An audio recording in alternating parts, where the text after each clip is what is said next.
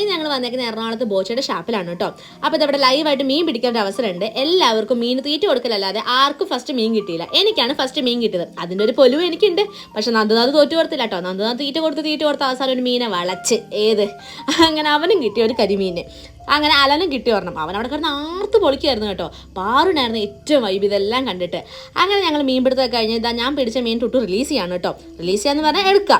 അങ്ങനെ എല്ലാം കഴിഞ്ഞ് ഞങ്ങൾ ഫുഡ് ഓൾറെഡി കഴിച്ചായിരുന്നു. അതായത് അവിടെ നിന്നാണ് ഫുഡ് കഴിച്ചത്. അത് കഴിഞ്ഞിട്ടാണ് ഞങ്ങൾ ഈ ആക്ടിവിറ്റീസിലേക്ക് വന്നത്. അങ്ങനെ ഇവിടെ ബോട്ടിങ്ങും കാര്യങ്ങളും ഒക്കെ ഉണ്ട്. അപ്പോൾ പാറിൻ്റെ കൂടെ ബോട്ടിങ്ങും കാര്യങ്ങളൊക്കെ ആയിട്ട് ഞങ്ങൾ അടിച്ചു പൊളിച്ചു. ഞാൻ എന്തായാലും എൻ്റെ കൂട്ടത്തിൽ അവർ ഫസ്റ്റ് പോയി. അപ്പം ഞാനും സനലും അലനും കൂടി പോയി.